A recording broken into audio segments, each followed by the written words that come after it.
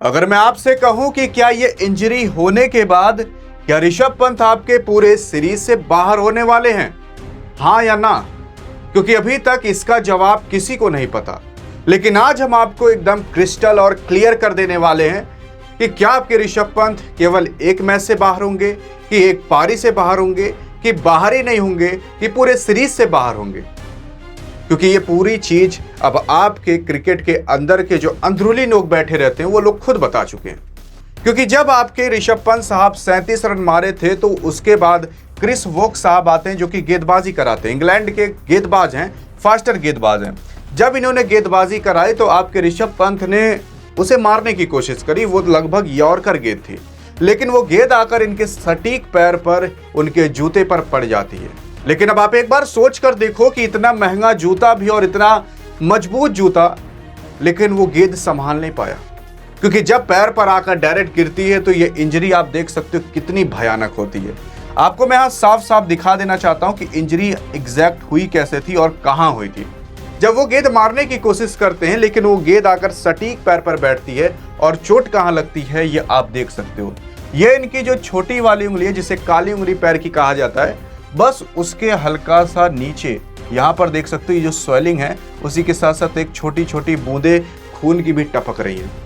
मतलब ये वो खिलाड़ी जो कार एक्सीडेंट को मात देकर आ गया, अपने जिंदगी और मौत से लड़कर आ गया, लेकिन काल इसका पीछा छोड़ नहीं रहा है।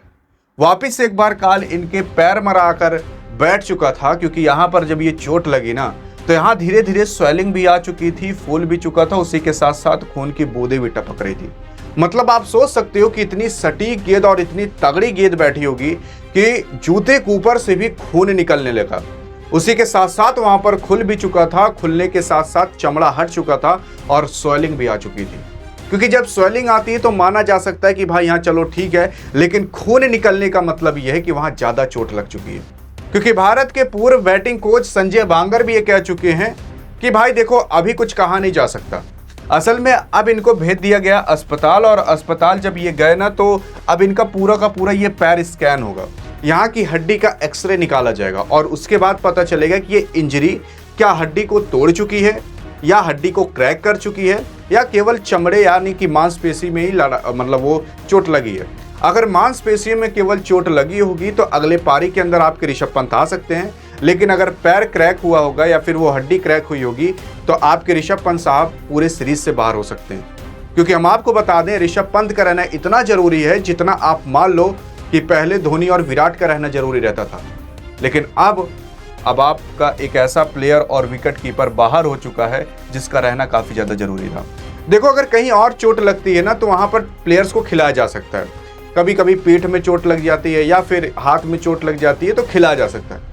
लेकिन जिस पैर से आपको दौड़ना है और जिस पैर पर आपको खड़े रहना है, अगर वहीं पर चोट लग जाए तो आप कैसे खेलोगे? एक गेंदबाज के लिए ये 5 उंगली और बैट्समैन के लिए पैर और हाथ दोनों काफी ज्यादा जरूरी होते हैं। लेकिन अगर पैर और हाथ में ही चोट लग जाए तो आप कैसे ही खेलोगे? और इसी वजह से कहा जा रहा है कि हम आपको बता देते हैं एकदम क्लियर कि अब आपके ऋषभ पंत साहब 90% केस है कि ये पूरी सीरीज से बाहर हो सकते हैं और 5% चांस है कि अगले मैच के अंदर आ सकते हैं और 5% चांस है कि 5% भी नहीं मान सकते हो कि 1-2% मान सकते हो कि आपके ऋषभ पंत साहब इस मैच के अगले पारी में खेलें। क्योंकि यहाँ पर चोट इतनी दर्दनाक थी ना कि इस बंदे को अपने पैर पर भी नहीं ले जाया गया, बल्कि गाड़ी बुलाई गई थी तब ये जाकर बंदा जा पाया। मतलब इतनी दर्दनाक चोट लगी होगी कि वो बंदा अपने 2 पैर पर चल भी नहीं पा रहा है। और इसी वजह से अब आपके ऋषभ पंत को कहा जा रहा है कि भाई ये बाहर हो सकते हैं। लेकिन अगर ये बाहर हुए तो आएगा कौन, ये आपको मैं बता देता हूँ। जब आपके ऋषभ पंत साहब 37 रन पर ही केवल घायल हो गए थे ना, तो अब इनकी जगह आएंगे ध्रुव जुरैल साहब। ध्रुव जुरैल जो कि अभी तक ऋषभ पंत की जगह पर आया करते थे। ऋषभ पंत के देखो हाथ में भी चोट लग चुकी थी, अब पैर में भी लग चुकी, यानी कि दोनों जगह इस बंदे की चोट लग चुकी। क्योंकि जब विकेट कीपिंग कर रहे थे तो उस टाइम हाथ में चोट लग गई थी, बैटिंग करने के दौरान पर पैर में चोट लग गई। अब आप जान सकते हो कि हाथ और पैर दोनों इंजर्ड था, यानी कि शेर इस तरीके से घायल हो चुका है, ना तो वो शिकार कर सकता है, ना तो चल सकता है, ना तो बैटिंग कर सकता है, ना तो विकेट कीपिंग कर सकता है।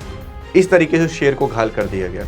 लेकिन ध्रुव जुरैल साहब आएंगे जो विकेट कीपिंग करने के लिए आएंगे, और अब देखना होगा कि बैटिंग करने के लिए किसे भेजा जाता है। जहां तक उम्मीद है कि ध्रुव जुरैल को अगली पारी के अंदर बैटिंग कराया जा सकता है, नहीं तो बहुत ज़्यादा चांस नहीं है।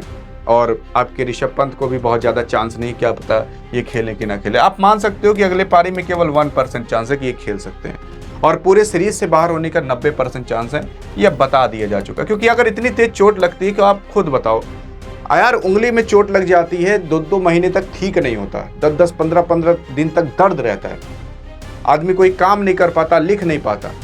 यहाँ तो आपको बैटिंग करनी, वो भी इंटरनेशनल लेवल पर इंग्लैंड के घातक गेंदबाजों के सामने, तो आप कैसे कर सकते हो। हाँ चलो मान लें कि इसके हाथ में चोट लगी थी ऋषभ पंत साहब के, लेकिन अब पैर में भी तो लग चुकी है, और पैर में इतनी भयानक चोट लगी कि बंदा अपने पैर पर नहीं जा पाया। तो इस वजह से अब आपके ऋषभ पंत साहब पूरे सीरीज से बाहर होने के चांसेस 90% है। और यह हम नहीं बल्कि आपके पूर्व बैटिंग कोच साहब भी कह चुके हैं और साई सुदर्शन भी कह चुके हैं कि अगर ऋषभ पंत बाहर होते हैं तो इससे टीम इंडिया काफी खराब और हार का भी सामना करना पड़ सकता है। बाकी बस केवल एक चांस है कि ये ठीक हो सकते हैं, वो आपकी दुआ है। वो दुआ जो आप ऋषभ पंत को दोगे, जो उनके पैर में लग सकती है, उनको लग सकती है वो दुआ, और वो चोट जल्दी ठीक हो सकती है। बाकी क्या दुआ लिखोगे, लिख कर यार एक बार बस बता देना, ताकि ये पॉजिटिव इंफॉर्मेशन ऋषभ पंत तक पहुंच सके और पता चल सके कि भारत अभी भी ऋषभ पंत के साथ खड़ा है। और भारत जब तक खड़ा है तो ऋषभ पंत भी खड़ा रहेगा, उसके अंदर ये जोश आएगा और ये चोट जल्दी ठीक हो पाएगी। बस इससे ज़्यादा कुछ और नहीं कहना चाहते। अधिक जानकारी चाहिए तो बगल में भी क्लिक करके देख सकते हो, क्योंकि ऋषभ पंत भले घायल हो गया, लेकिन इस बंदे ने कई ऐसे सारे रिकॉर्ड तोड़े जो रिकॉर्ड अभी तक कोई तोड़ नहीं पाया। बाकी मिलेंगे इस वीडियो के अंदर, तब तक के लिए जय हिंद और जय भारत।